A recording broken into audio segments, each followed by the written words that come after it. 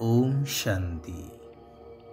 परमात्मा निराकार शिव पितांकर निराकारी आत्मिक संतान मानंकु शुभ सकाळर शुभ अभिनंदन जणाई आजिर प्रभु चिंतनर आलोचना को मु समस्तंकु स्वागत जणाउछे।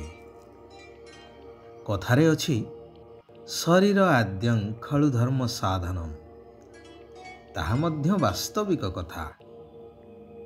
शरीर बिना ना केही किछि करि पारिछि ना केही करि पारिबे।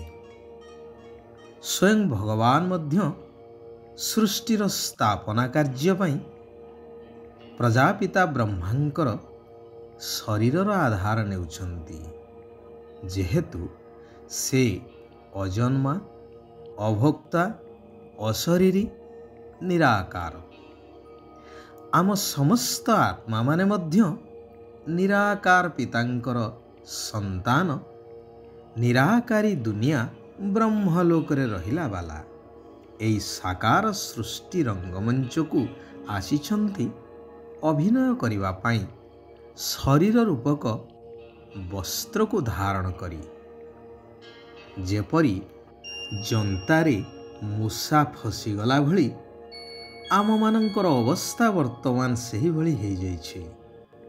कारण आमे माने अभिनय पाई आसी एई माया दुनिया रे माया शरीरर बंधन रे एपरी छंदी हो जाइछु जे आउ हुगुलिबार प्रश्न उठु नाही।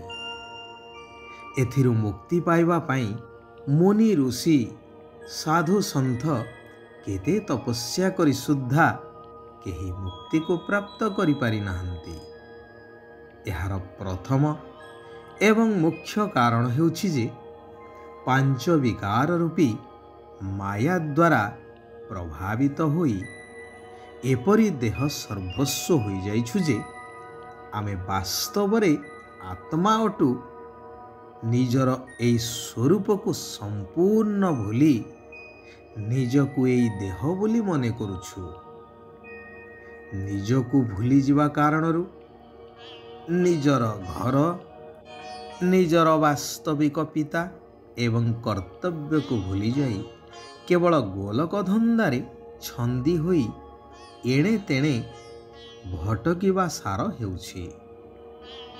जिए जेउ मत देले विभिन्न गुरु गोसाईंकर भिन्न भिन्न मत भिन्न भिन्न शास्त्रर भिन्न भिन्न मत आदि को अनुसरण करि चलीछे केवल जंत्रवत।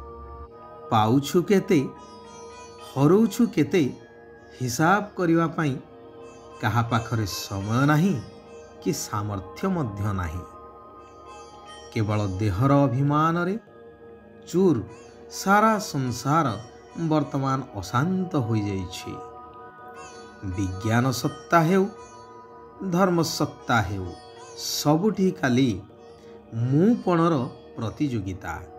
अनेक क्षेत्र रे वास्तवता को जानी सुद्धा अहंकार बशवर्ती हुई मनीष ताकू ग्रहण करी कार्यर लगेइबा संभव करि न थाए बा ग्रहण करि पारि न थाए कि मानी मध्य न थाए।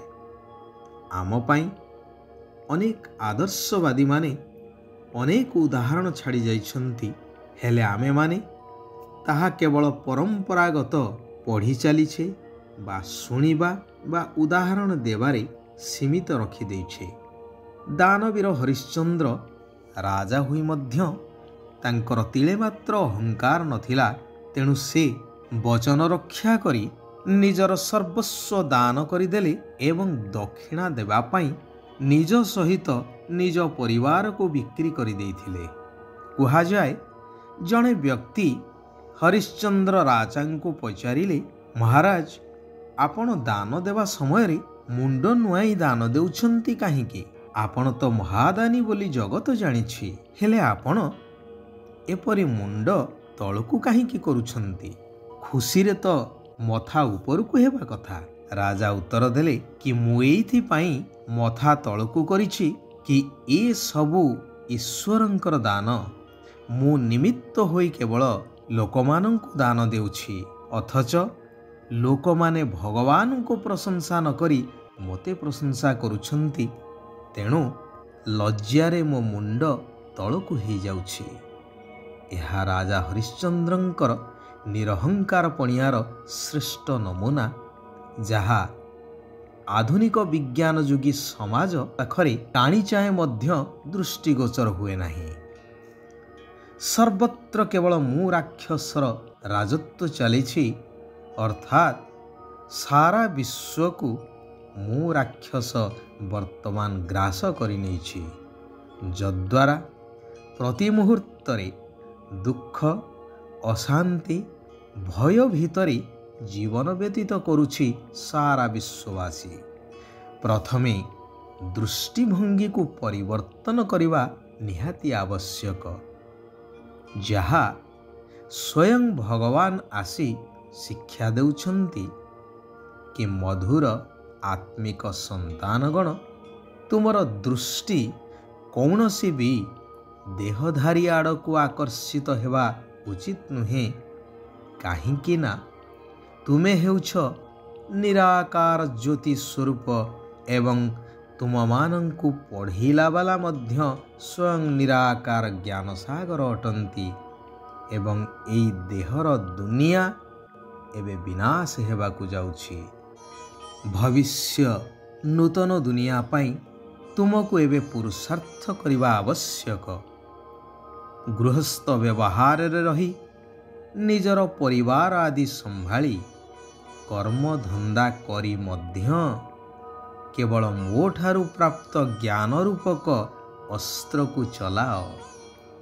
ସ୍ୱଦର୍ଶନ ଚକ୍ରଧାରୀ ହୁଅ, ଅର୍ଥାତ୍ ଏହି ସୃଷ୍ଟି ଚକ୍ରରେ ନିଜର ଜନ୍ମ ମରଣର ସମସ୍ତ ବୃତ୍ତାନ୍ତକୁ ଯାହା ମୋ ଠାରୁ ତୁମେ ପ୍ରାପ୍ତ କରୁଛ ତାହାକୁ ବୁଦ୍ଧିରେ ଘୂରାଇ ଚାଲ ଏବଂ ଜ୍ଞାନର ଶଙ୍ଖଧ୍ୱନି କରି ଚାଲ, ଅର୍ଥାତ୍ ସତ୍ୟ ପିତାଙ୍କର ସତ୍ୟ ପରିଚୟକୁ ସମସ୍ତ ମନୁଷ୍ୟ ସମାଜକୁ ଶୁଣେଇ ଚାଲ। ଚାଲିବା ବୁଲିବା ସମୟରେ ମଧ୍ୟ ନିରାକାର ବେହଦର ପିତାଙ୍କୁ ମନେ ପକାଅ ଏବଂ ସେହି ଖୁସିରେ ରୁହ, ତେବେ ଉଚ୍ଚ ପଦ ମିଳିଯିବ। ଏହା ହିଁ ବାସ୍ତବରେ ପରିଶ୍ରମ ଅଟେ। ନିରାକାର ପିତାଙ୍କୁ ନିରନ୍ତର ଯୋଗ କରିଚାଲ, ଅର୍ଥାତ୍ ବୁଦ୍ଧିକୁ ପରମାତ୍ମାଙ୍କ ସହିତ ଲଗାଇ ରଖ। ଏହାଦ୍ୱାରା ପ୍ରଥମତଃ ସେହି ସମୟରେ ତୁମ ଦ୍ୱାରା କୌଣସି ବିକର୍ମ ହେବ ନାହିଁ, ଦ୍ୱିତୀୟରେ ଅତୀତରେ କରିଥିବା ବିକର୍ମର ମଧ୍ୟ ବିନାଶ ହୋଇପାରିବ। ଭାଗ୍ୟ ବିଧାତା ପିତାଙ୍କର ସନ୍ତାନ ହିସାବରେ ମା ଭଳି ସମସ୍ତଙ୍କର ଭାଗ୍ୟ ଗଢ଼ିବାର କାର୍ଯ୍ୟ କର। ଗୀତରେ ଅଛି ନା, ମାତା ଓ ମାତା ତୁ ହେ ସବ୍ କି ଭାଗ୍ୟ ବିଧାତା। ସଚ୍ଚା ଶାନ୍ତି ଅନୁଭବ କରିବା ପାଇଁ ହେଲେ ଏହି ଶରୀରଠାରୁ ଅଲଗା ହୋଇ ଅଶରୀରୀ ଆତ୍ମା ହେବାର ଅଭ୍ୟାସ କରିବାକୁ ହେବ। ଅବିନାଶୀ ପ୍ରାରବ୍ଧ ଜମା କରିବା ପାଇଁ ଏହି ଶ୍ରେଷ୍ଠ ପାଠପଢ଼ା ପ୍ରତି ପୁରା ଧ୍ୟାନ ଦେବାକୁ ହେବ। ସବୁ ଓଲଟା ମତ ଆଦିକୁ ଛାଡ଼ି ଏକମାତ୍ର ସତ୍ୟ ପିତା ନିରାକାର ଶିବ ବାବାଙ୍କର ଶ୍ରୀମତରେ ଚାଲିବାକୁ ହେବ। ଭଗବାନଙ୍କର ବରଦାନ ହେଉଛି ଉଚ୍ଚ ବା ଶ୍ରେଷ୍ଠ ସ୍ଥିତିରେ ସ୍ଥିତ ରହି ପ୍ରକୃତିର ହଲଚଲ ଠାରୁ ଊର୍ଦ୍ଧ୍ୱରେ ରହୁଥିବା ପ୍ରକୃତିଜିତ୍ ଆତ୍ମା ହୁଅ, କାରଣ ଆଗକୁ ପ୍ରକୃତିର ହଲଚଲ ଆହୁରି ପ୍ରବଳ ଭାବରେ ଆସିବ, ହେଲେ ପ୍ରଭାବ ପ୍ରଭାବିତ କରିପାରିବ ନାହିଁ। ସେମାନେ ସାକ୍ଷୀ ହୋଇ ଏହାର ଖେଳକୁ ଦେଖି ଚାଲିବେ, ଯେପରି ଫରିସ୍ତା ବା ପରୀମାନଙ୍କୁ ସର୍ବଦା ଉଚ୍ଚରେ ଦେଖେଇଥାନ୍ତି, ଧରଣୀର କୌଣସି ପ୍ରଭାବ ସେମାନଙ୍କ ଉପରେ ପଡ଼ିପାରିନଥାଏ।